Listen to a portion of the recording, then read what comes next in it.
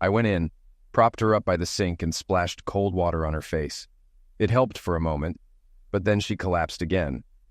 I practically carried her back to our table. "Bob, let me help you get Connie to your car. She's out cold and won't wake up anytime soon." I stood there, holding a very drunk Connie. Bob looked embarrassed and angry. "Steve, I've got it. Sit down. This isn't the first time, but it will be the last." Despite his objections, I carried her out while he grabbed her purse and said his goodbyes. I laid Connie on the back seat and patted Bob's back. "Sorry, man. What else could I say? Thanks for your help. I'm at my wit's end and don't know what to do. You two need counseling. You can't figure this out alone. If you need support, call Kathy and me. We'll help however we can." "All right," he replied, though I knew it was lip service. Their problem seemed too deep to fix. I gave them a couple of months, tops. I wasn't far off, but no one expected the final outcome. 3 weeks later, just after 10:30 p.m. on a Thursday, we heard sirens and saw bright lights at the end of our block. Everyone ran outside to see what was happening. "Kathy, stay here. I'll check it out." I joined the crowd and saw the fire rescue squad prying open Bob's car door. "What's going on? Is Bob all right?" "It's not Bob, it's Connie. They were arguing. She grabbed his keys, ran out, and sped down the street, didn't get far." Connie had rear-ended a parked car at about 40 miles per hour. The ambulance arrived, put her on a stretcher, and drove off with Bob in tow.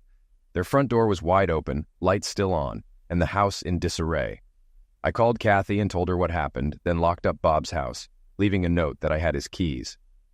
"How's Connie?" my wife asked when I got home. "Not good. She wasn't wearing a seatbelt and swerved before hitting the car. The airbag deployed, but her head smacked the driver's side window hard enough to shatter it. She was doing about 35 miles per hour. Bob's with her at the hospital. We'll wait." "Should we go down there?"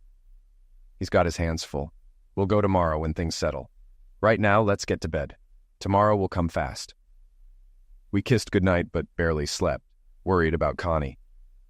At 11 o'clock the next morning, my phone rang. "Steve, Connie's on life support," my wife yelled. "I'm leaving work. Bob's a mess. Someone needs to be there. Meet me at the hospital," she said frantically before hanging up. Damn, the guy couldn't catch a break. On the way, I grabbed lunch for the three of us and called Kathy's parents to pick up the kids after school. I walked quietly into the waiting room where my wife and others were consoling Bob. "How's she doing?" I asked. "Not good," my wife whispered. "The doctor talked to Bob and he hasn't said much since." "Bob," I said, sitting next to him, "you okay?" It was a dumb question, but I needed an opening line. "Steve, she's not going to get better. There's little brain activity. I don't know what to do." He started to cry. I motioned for everyone to give us space. "Has anyone told Connie's parents?" "They're on their way. Steve, the hospital staff keeps asking about a living will and donor card. It feels like vultures circling. The doctor asked if I'd consider pulling the plug if she's brain dead. For Christ's sake, she's my wife, not a piece of meat." He was shouting now. "Why can't they just fix her? They're doctors. Can't they fix her?" I had no answer. Connie's parents arrived shortly after and went into her room with Bob. There was a lot of loud crying and cursing. Her father seemed to blame Bob for Connie's condition. The doctor went in, and about 20 minutes later, everyone came out. Her parents left heartbroken, knowing they'd never talk to their daughter again. We left the hospital around 8 o'clock and picked up the kids from Kathy's parents' house. I kept thinking, God, I hope I never have to make that choice. 48 hours later, with Bob, Connie's parents, and the doctor in the room, they turned off the machine keeping her alive. She passed away quietly. We consoled Bob as best we could. Despite her difficult behavior, Bob truly loved her. Funerals tend to bring out the good memories, not the bad ones. The funeral was packed and everyone was in tears. Bob took it hard, eventually taking a month off to visit his family back east. I assured him we'd take care of his place. "I love you. You know that, don't you?" I said to my wife while getting ready for bed. It had been an exhausting few weeks and things were getting back to normal. If I'm ever like Connie, just pull the plug. I wouldn't want to be kept alive by a machine. "Steve, don't talk like that. It could never happen to us."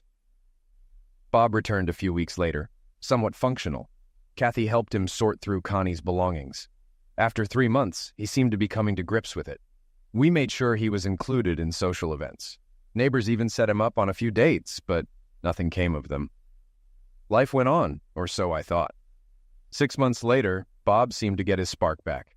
Seeing him smile and enjoy himself again was a relief. He was socializing, and we had our old Bob back. Looking back, maybe I missed some signs. Kathy and I were still close, but something felt off. We were physically engaged as often as before, but something was different. After a few months, I asked Kathy if something was bothering her. "Nothing really, Steve. Why do you ask?" "You seem a little distant lately." "Everything's fine," she smiled. "Maybe you haven't been getting enough lovemaking. If you want more, just ask." Lovemaking? I thought. She'd never called it that before. Always lovemaking. I smiled, kissed her, and shut down my thoughts. I'll never forget Friday, August 20th. It was the day my world fell apart.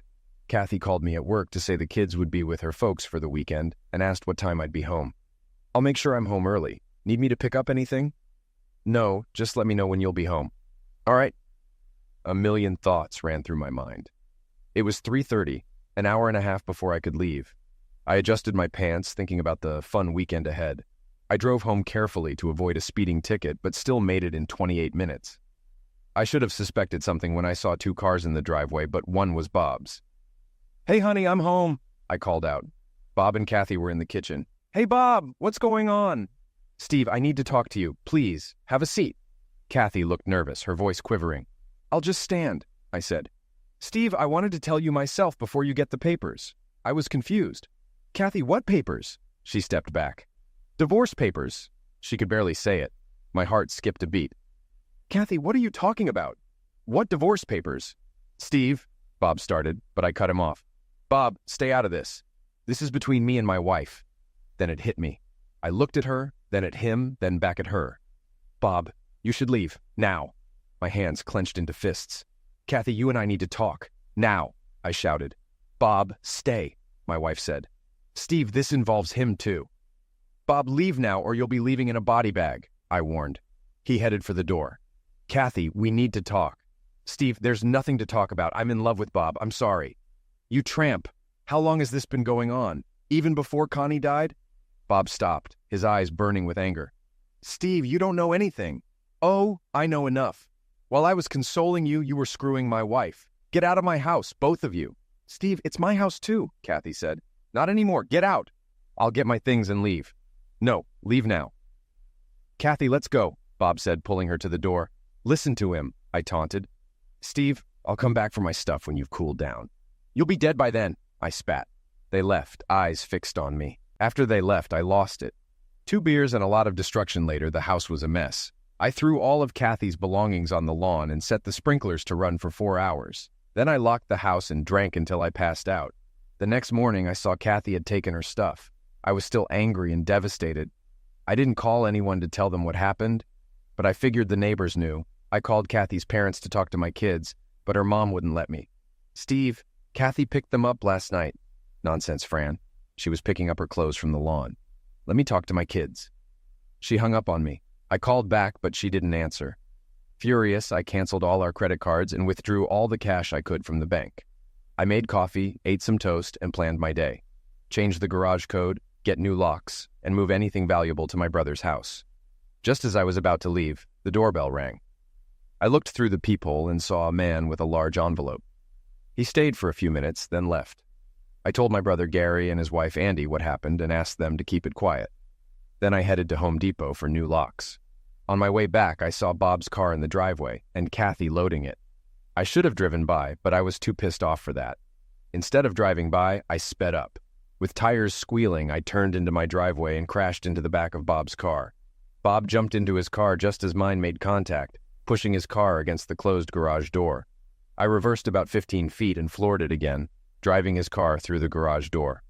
Steam billowed from under my hood and my engine made a terrible noise, but it reversed again.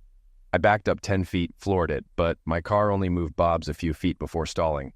Heart pounding, I grabbed my son's aluminum bat from the garage and started swinging, smashing the driver's side windows and the windshield.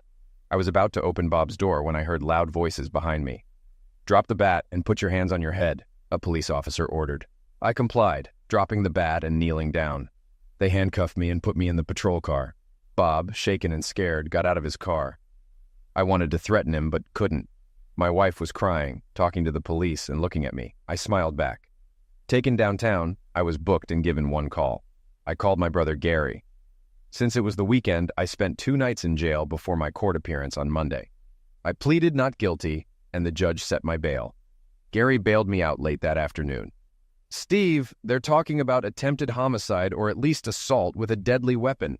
"I know. First, take me to the bank. She's probably cleaned out the accounts, but I need to check." The cash was gone from our accounts, but not the CDs and bonds. However, a court order prevented me from removing any of them. "You could have at least left me $5 in our account." "You really are cheap," I told Kathy when she answered her phone. "I needed that money for me and the kids." "Doesn't Bob make enough money?" "I've got a house payment to make." "Maybe I should just make a little fire in the living room, just to take the chill off." "Steve, quit talking crazy. I'm sorry about all of this, but you're making it harder. Why can't you just accept it and move on?" "I'll move on when you send my kids back home." "Steve, I can't, especially in your current frame of mind.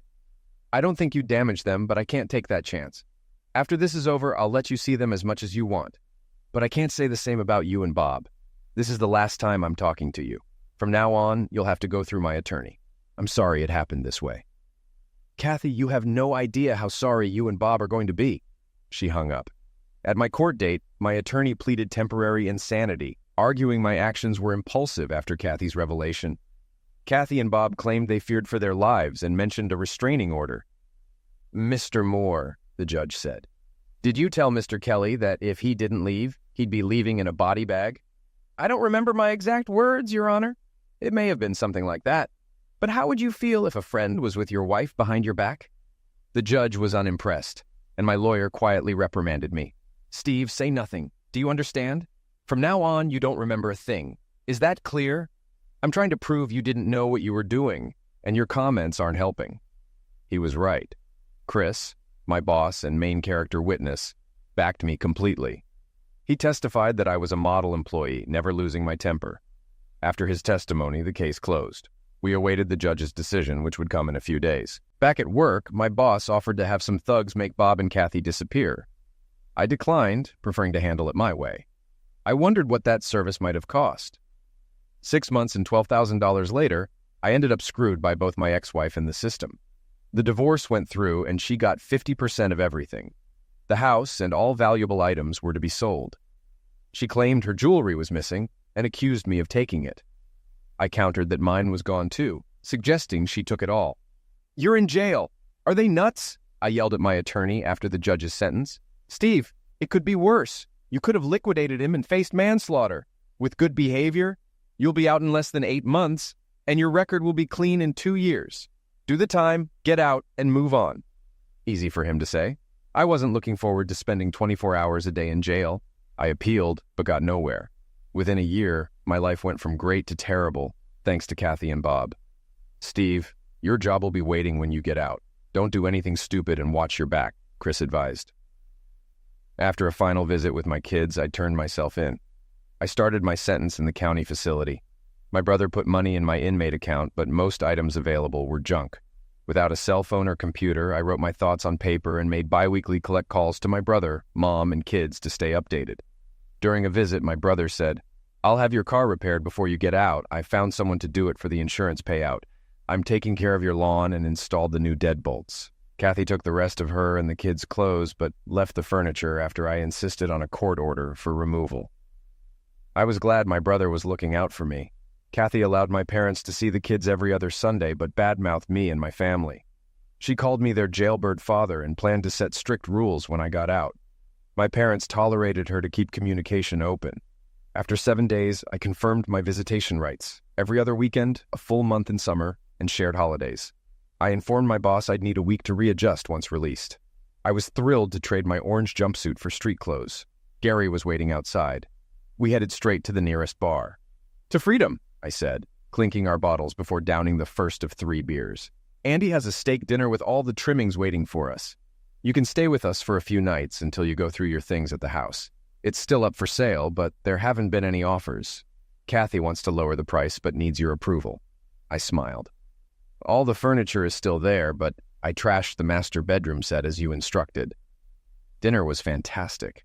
I ate more than I had in 8 months, enjoying the freedom to do as I pleased. I drank too much, vaguely remembering 5 or 6 beers and 3 glasses of wine. I woke up after 10 o'clock the next morning and finally managed to get up and hit the bathroom by 11. In the kitchen, I found a note on the counter. If you're reading this, you survived last night. There's coffee made and everything else is in the fridge. The spare bathroom has soap, a razor, shaving lotion, a toothbrush, and toothpaste. If you need anything else, we'll get it tonight. The keys to your car and house are on the key rack by the back door. Don't do anything stupid. See you around 5:30. My brother knew me well. 2 cups of coffee and an English muffin were all I could manage. After a shower and a shave, I felt almost human again. Gary had laid out a fresh change of clothes, and within an hour, I headed to my house. The outside looked the same. I sat in my repaired car for 10 minutes before going in. Memories flooded my mind. I saw the new deadbolt, and with a turn of the key, I was inside. The place was a mess, with things thrown everywhere. Clothing pieces were scattered on the floor. The kitchen was halfway clean, and the refrigerator still had old food. Leaning against the sink, I saw the damage from when my fist punched the wall and found a stud. I rubbed my knuckles, remembering that night. Upstairs, the kids' closets were empty except for a few forgotten mementos. My bedroom was almost empty, except for my dresser and clothes. The dark spots on the carpet showed where our bed and her dresser had been. The room needed a complete redo before I could use it again. The rest of the house needed a thorough cleaning to be sellable, but I wasn't in a hurry to sell. I made a list of repairs and decided I just wanted it done, not necessarily by myself. At the bank, I confirmed she had emptied the lockbox. I needed written proof from the bank and was told they had video recordings as additional proof. My attorney confirmed she had taken everything and filed a motion to get it back. The court had already ordered Kathy to return everything she took from the lockbox. Steve, she's offering her share of the house for your share of the CDs and bonds. I told her to return everything as directed by the court, or face arrest for non-compliance. She can be mad all she wants. My job is to protect your interests. That's why you hire a lawyer, I thought to myself. Back at my house, I took inventory of what I still had. I noted to call a local contractor to fix the walls and Mary Main's to clean the kitchen and dining room, where I'd thrown the microwave and dishes. Utilities were still on so I could move back in once I bought a bed. I just needed a queen-size bed and found a decent set for $900. At least I wouldn't be sleeping on a mattress that my ex-wife had shared with someone else. Hank, the contractor, came over Saturday morning to give me an estimate. Your walls are solid. Must have hurt when you punched that stud, he said with a smile. I just need the holes fixed and a fresh coat of white paint. Nothing special, I replied. How about $200? That's low. That's my price. Take it or leave it. You did us a favor with Bob in the car. Most of the guys in the neighborhood look up to you now. Randy even told Linda he'd put her in the grave if she ever did what Kathy did to you. You're a neighborhood hero. I thanked him and told him he could start whenever. Within 6 weeks, the bonds and CDs were back in the bank lockbox, and the house was repaired and cleaned. Life was starting to get back to normal. When my kids spent their first weekend with me, it was awkward. I broke the ice. Kids, I know this is strange, but this is still your home. Say what you need to. My skin's thicker now, and I don't think anything could shock me anymore. Dad, we love you and are sorry about what Mom did, John said. Heather nodded. We didn't know about Bob until Mom said we were moving to his house. We weren't happy and still aren't. There was nothing you could do. Even without Bob, your mom and I wouldn't get back together. What we had is over. I'm still your dad, and I love you. I'll always be here for you. We hugged and spent the evening with pizza and a movie. I wanted to slam their mother, but decided not to. Our first weekend was a success. We ended up feeling like a family again, though different. I got John a decent haircut, and life went on. I went to work, had a small social life, and spent time with the kids. John started soccer and Heather dance, keeping me busy. Everyone except my brother told me to move on and start over. You're still young, you can find another girl, get married, and start a new life. To them, I'd just say, forget it. I wasted 14 years on that witch. If I want to stay mad, that's my right. They hadn't gone through what I had over the last 2 years. Sometimes you need that pound of flesh to make the pain go away. And that's what I was going to get, one way or another. Kathy wanted to lower the house price. I refused. She was pissed, but I didn't care. Steve, it won't sell at this price in this market. We need to drop it by at least $20,000. If you want to give up $20,000 of your share, fine. Otherwise, the price stays. We eventually divided the bonds and CDs. She spent hers on a new car and a vacation with Bob. I banked mine to start a nest egg. 8.5 months after jail, Bob's house caught fire while they were at a soccer game. Someone had doused the electrical box and rear of the house with gasoline. The back half was ruined and they had no power. The next day, 2 police officers came to my door. At the station, they got nothing from me. I was at a neighborhood party with at least 10 witnesses, I said. Steve, you were only a block away. You could have done this, one officer accused. Prove it, I replied. When I'd had enough, I stood up. Charge me, release me, or I'm calling my lawyer. We're releasing you, but keeping an eye on you. Mentally, I checked off my list. 1 down, 2 to go. I volunteered to take the kids since they couldn't stay in a powerless house. Repairs would take at least 2 months, so we had a mini vacation together. Steve, I know you did it, no matter what the police say, Kathy said, picking up the kids one night. I don't know what you're talking about. I was with our friends. Too bad you and Bob aren't invited anymore. Maybe I could put in a good word? I suggested sarcastically. Don't bother. We wouldn't go even if they begged us, she responded, sounding bitter. Well, you have each other and that's all that matters. For now. What's that supposed to mean? She asked wide-eyed. Nothing. Just that you two are lucky to have one another. I smiled, not just on the inside this time. The kids wanted to spend more time with me, which didn't sit well with Kathy or Bob. I heard about shouting matches between Bob and the kids, with them telling him he wasn't their father. Kathy told me to stop stirring up trouble. Kathy, I don't badmouth you to the kids. You're their mother, and I've told them they have to listen to you. How about Bob? Him? He's a backstabbing idiot who's lucky to be alive. Besides that, he's a nice enough guy. If looks could eliminate, I'd be dead. He's good to your kids. Stop bad-mouthing him to them. Not going to happen. He's nothing to me, and I pray I get to piss on his grave one day. She gave me a deadly look. Not that I'd injure him, of course. Steve, so help me. What are you going to do, Kathy? Cheat on me? Divorce me? Put me in jail? Make my life hell? Oh wait, you already did all those things. You can't do any more to me. Go back to your husband and leave me alone. Without another word, she walked away. And to think I once loved her. I watched her go, shaking my head. Work was going great. It took me just a couple of weeks to get back up to speed. Chris soon pushed me to take over 4 more accounts. With no kids or anyone else at home, I had the time. After contacting the customers, I scheduled 2-day trips to each facility to get familiar with their operations. 3 accounts were easy, but TW Incorporated was different. They were changing their manufacturing process, requiring monthly trips to keep up.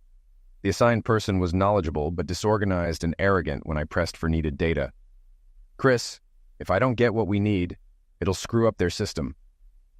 After 2 calls, I got an intermediary between the engineer and myself. From then on, I met with Monica, who worked directly with the engineer, Steve. Monica Bradley, she introduced herself, shaking my hand. She had a degree in process engineering and had been with the company for about 5 years. We worked well together, and she got me everything I needed. 2 weeks before finishing Phase 1, I asked her out to dinner. Monica, I'd like to take you and your husband out to dinner as a thank you. The Hilton, where I'm staying, has a great restaurant. How about 6 o'clock? We shook hands, and I left the plant by 4:30. After catching up on paperwork and emails, I headed to the restaurant. At 6 o'clock, Monica arrived alone. Where's your husband? I asked. Parking the car. Steve, I'm not married. Oh, sorry. I assumed, I said, noticing the rings on her hand. I wear these rings to keep things professional. No one hits on a married woman, avoiding maltreatment issues. Plus, married people seem to get promoted faster. I guess because they seem more stable. How do you manage company functions? I just say he's on the road or something. They don't ask anymore.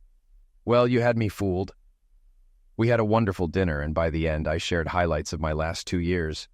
I can't believe they did that to you. That really sucks. Tell me about it. But it's in the past, and I'm moving on with my life.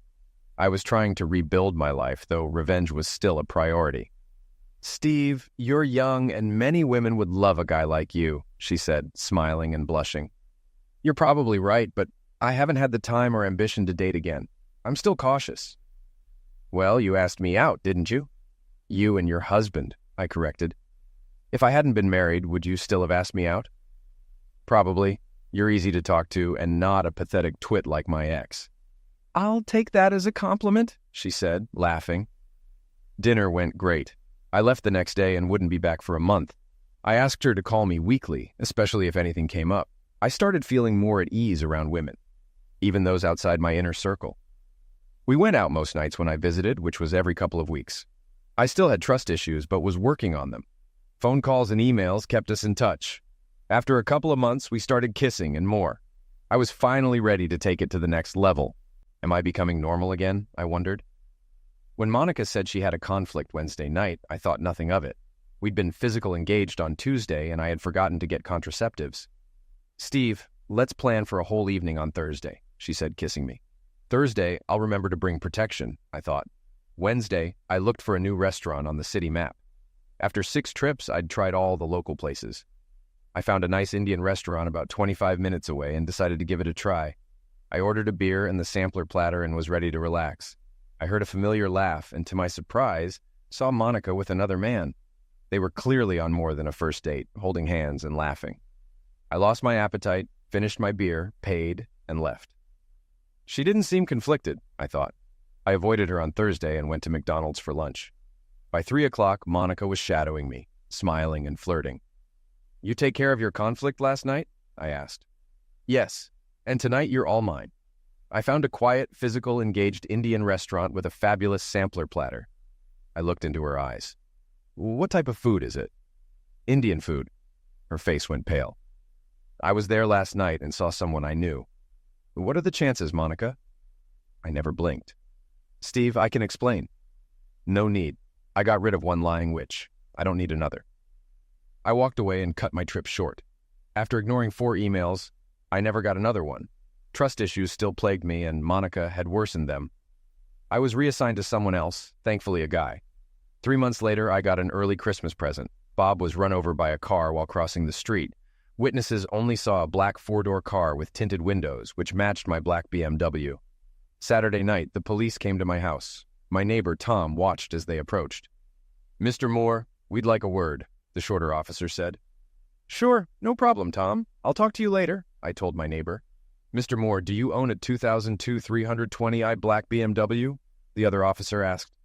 "Yes, what's this about?" I replied, joking about a parking ticket, but they didn't laugh. "Is the car here?" "Yes, it's in the garage. What's this about?" I asked. "Sir, we'd like to see the car now." I opened the garage. One officer retrieved a camera and started taking pictures of the front right side of my car. "Can you explain these scratches and marks on the bumper?" "Not a clue. After 8 years, some nicks and scratches are normal. Now that I've answered your questions, what's going on and why are you interested in my car?" "Mr. Moore, there was a hit and run yesterday, and witnesses described a black sedan with dark windows, like your car." "And like a million others in town," I replied, annoyed. "Why me? Did my license plate match, or did anyone identify me as the driver?" "The witnesses only saw the car." "Well, as you can see, there's no significant damage to the front end.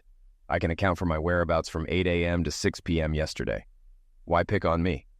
"Your history with the sufferer and past threats prompted this visit. Thank you for your cooperation. We'll be on our way." "Wait," I called as they walked back to their car. "Who was hit?" "Mr. Robert Kelly." I smiled. "Is he dead?" "No, but he's in critical condition." They walked away, and I went inside, opened a bottle of wine, and ordered a pizza. I ate most of the pizza and drank the entire bottle of wine in celebration. The neighborhood buzzed with gossip about Bob. Some said, "The guy just can't catch a break," while others declared, "He got what he deserved." I was in 7th heaven. 2 days later, Bob took a turn for the worse and died. I looked sharp in a new suit, fresh haircut, and polished shoes. I even had my car washed and waxed. The funeral home wasn't packed, but there were many people outside when I arrived. Conversations stopped as I walked in.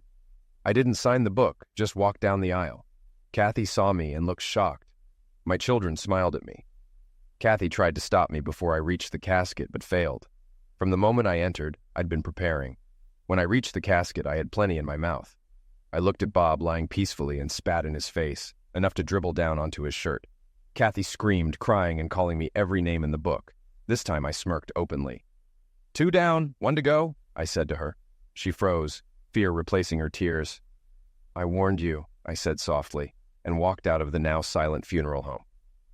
Over the next month, the cops questioned me twice more at Kathy's insistence. "Just because it wasn't my car doesn't mean I wasn't involved," she claimed. They never caught the driver, and after a few months it was old news. When the patrol car arrived at my driveway, I was expecting it. I locked up my house as my neighbors watched me being taken to the police station again. "Mr. Moore, do you know David Kent?" one detective asked, showing me a picture. Sure do, I replied. How do you know Mr. Kent? I hired him to watch my ex-wife. He's been on and off for about a month. I pushed the picture back. Why did you hire Mr. Kent to watch your ex-wife? Since she took up with her now late husband, she seems to have bad luck. My kids live with her, so I hired David to ensure their safety, mostly at night. Well, your ex-wife reported being followed. She saw Mr. Kent several times and called us when we picked him up. We found out you hired him, the detective said sarcastically. Mr. Moore, this borders on maltreatment, and you might be charged if it continues. I'm just looking out for my kids. I don't care what happens to my ex, but my kids are different. If this is a problem, I'll rely on your department to ensure their safety. It's not illegal, but it's pushing the limits. Why don't you talk to your ex and work something out? Last time I tried that, I went to jail. They let me go, but warned me they'd keep an eye on me. They needed a better line.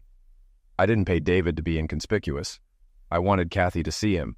The next guy I hired was even more noticeable, looking like someone from a Hell's Angels movie. He cost $30 an hour and worked 3 hours every fourth night. But he had the effect I wanted. I wanted to drive my ex over the edge. If she had a breakdown, I'd get the kids full time. I wanted my family back. Steve, what the hell do you want? A distraught Kathy screamed into the phone. I want you to choke on your spit and die, Kathy. She hung up immediately, shocked. I was waiting on my porch when the police arrived. You're late, I told the officers. Kathy was charging me with threatening her life, but I had already contacted my lawyer who was waiting at the station. My client did not threaten his ex-wife, my lawyer told the police. He expressed a wish, not a threat. She took it as a threat because she's still being followed by people hired by your client. It's not illegal to have someone watched. Unless you have a recording of Mr. Moore threatening to eliminate Mrs. Kelly, you have no case. Mr. Moore, why don't you move on? She left you. It happens. If she snaps and someone gets hurt, we'll come for you. Is there a way to end this? I asked my lawyer. My client wants his children back. If Mrs. Kelly gives up custody, he'll back off. That's for the court to decide. Then we're done here, my lawyer said, and we left. The following Sunday morning, while having breakfast and reading the newspaper on the deck, the doorbell rang. I opened the door to Kathy's parents. Steve, do you have a minute to talk? Sure, come on in, I said. They were dressed for church. Can I get you a cup of coffee? No, thank you. What brings you here? I asked. Kathy's father spoke up. Steve, we know what our daughter did wasn't right, especially with you going to jail. But she's our only child, and we don't want anything to happen to her. Look, I'm not trying to injure her. She made bad choices and is paying for them. I want my children back. They're better off with me, especially since she's having bad luck. I'd hate for something to happen to them if something happens to her. They stared at me, unsure of what to say. Steve, we'll talk to her. But you know how she is, Kathy's mother said, trying to ease the discomfort. That's where you're wrong. The woman I married would never have cheated or thrown me to the sharks. I don't recognize her now except as the mother of my children. I want her to suffer a horrible and painful end of life. I don't forgive, and I don't forget. They left quickly. I think I made my point. Thursday evening, the visitor I had been expecting finally arrived. It was just after 7 and getting dark. She must have walked because I didn't hear a car. She rang the bell. I looked through the peephole and let her in. She was already angry when she walked through the door. I had expected a phone call, but seeing her in person was better. Come in, Kathy. Want a drink? Acid? Hemlock on the rocks? I said, shutting the door. Very funny. You really are a prick, you know that? I reopened the door. I think we're done here. Nice of you to stop by. Have a short, miserable life, I said, holding the door open. I'm not leaving until we talk, she replied, sitting down gingerly in the living room. Suit yourself, I responded, closing the door and going to get a glass of wine. What brings you here? Our humble abode. I still own 50% of this house, she stated. Less what I've paid since the divorce, I reminded her. I want this place sold. What's it going to take to drop the price? She asked. An act of God. Are you willing to cover the loss with interest? I countered. I just want you out of this neighborhood and away from me, she declared. That's never going to happen, I said firmly. You still hate me that much? She inquired. More than you can imagine. It was awful how it all went down.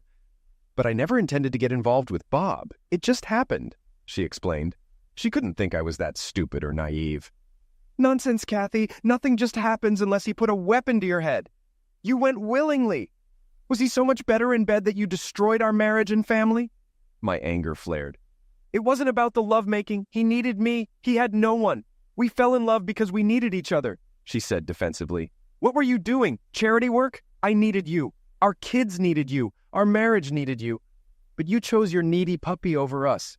Now he's dead, and a lot less needy, I retorted, smiling as I relished the memory. I only wish I had been the one driving the car that liquidated him, she confessed. Steve, you've become so hateful. Taking pleasure in someone's misfortune is sick, she admonished. I'd like to say I did this to myself, but you and your lover played a big part. That's a cop-out, Kathy. 60% of marriages fail. Not all spouses go around hating the other, I pointed out. I don't care about anyone else's marriage but mine. How long was I the fool? She asked. Does it matter? I questioned. To me it does. 2 months, 3, 5, she probed. About 5 months. It just happened the first time, and I almost told you. I was devastated, she revealed calmly, sounding rehearsed. But you didn't tell me, and you weren't that devastated because it kept happening. How many times did you screw him in our bed? I demanded. Never! I wouldn't do that to you, she said angrily. So it was okay to screw him everywhere else? Many of our friends saw it but never told me. You proved you couldn't be trusted, I retorted. So where do we go from here? This house is our last connection, she said. What about the kids? I'm not giving them up. Nothing you say will change that, I asserted. My mind raced. Kathy, I'm not going to convince you. You got full custody because of what you drove me to do. If I hadn't gone nuts on Bob and his car, I might have had a chance. Bob got what he deserved. Now it's just the two of us. Her eyes widened. Steve, are you threatening me? She asked. Me? Deprive my kids of their mother? I said, dripping with sarcasm. Never. But if something should happen, like a heart attack, lightning strike, or an accident, I'll make sure the kids always remember you. If you have any last requests, you might want to write them down soon. You never know what might happen. I borrowed that line from a movie where a hitman advised his target to get his affairs in order. I'm out of here, Kathy said, standing up. We had 12 good years. I'm kind of sorry it ended. She tried to kiss my cheek, but I pushed her back, almost knocking her over. Don't ever touch me again, I warned. You're a 304, she was taken aback. I'm sorry, I just thought, she began. You thought what, that we're okay now? You make my skin crawl, I said, my eyes burning with anger. Sorry, she said, flustered and horrified. Don't be, because I'm not, I retorted. She walked out and started down the driveway. By the way, you know that look you just gave me? Bob had the same look right before the car ran over him. Too bad I didn't have a camera to show you, I added. I shut the door, watching Kathy run for her house. In truth, I was the one who started the fire at Bob's house. 2 Gatorade bottles of gasoline and a lit cigarette were all it took. I made sure everyone was out of the house. I hoped it wouldn't be reported to the fire department until the house was fully engulfed. So much for that plan. It took less than 5 minutes from start to finish, including tossing the plastic Gatorade bottles into a neighbor's recycle bin. I had excused myself to go to the bathroom, slipped out the side door, and went through the backyards to the back of Bob's house. No one even missed me. I'd like to take credit for Bob's end of life, but I can't. It was Bob being in the wrong place at the right time, or just plain dumb luck. If he had looked both ways like his mother probably told him to as a kid, he'd still be alive. No matter what I say, Kathy and her family still think I was involved. And in a way, I'm sorry it wasn't me. But I would never have done it. I'd been locked up in jail once, and I never wanted to go back, especially not to the joint up north. Anyway, by now Kathy was probably at home locking the doors, thinking she's next on my list. Am I going after her? Not a chance. I'll just drop hints and innuendos until I drive her nuts and the court gives me back my kids. I will, however, tell any prospective homebuyer about the arsonist in the neighborhood who still hasn't been caught. You see, I like living right where I am, especially with my 2 children just up the street. Who knows? When they turn 13, they might just decide to live with their old dad. Well, I can hope. The only good thing that has happened to me during all of this was meeting someone I think I may have a future with. Her name is Ellen, and she works for the State Department of Corrections. I had to check in with her the first year after I was released to make sure I was adjusting, rehabilitated, and doing okay. Ellen is tough and takes no crap. After getting the formalities out of the way, we began to talk and found out we might have feelings for each other. Ethically, Ellen couldn't date me until my year of probation was up, but finally, We were able to go out on a real date. I told her I had major trust issues, and she one-upped me by telling me that most convicts lie to her in one way or another. So now we're both trying to move forward, and in the process, deal with our trust issues together while getting to know each other better. Ellen got me thinking about what I've been doing ever since that 304 of a wife walked out on me. She showed me my actions were keeping me from having any kind of real life and meaningful relationships. She told me it was time to move on. She further convinced me when she said if I messed up and got thrown back in jail, my rear would be hers to do with as she wished. And darling, I wouldn't wish that on my worst enemy, she explained with a smile that made the hair on the back of my neck stand straight up. And you know what? I believe her. I really do. And when I'm with her, she keeps things interesting because as tough as I think I am, Ellen is one lady I would never cross. Even better, though, is knowing in my heart she would never cross me either. I think I am finally ready to move on with my life and open myself up to love once again.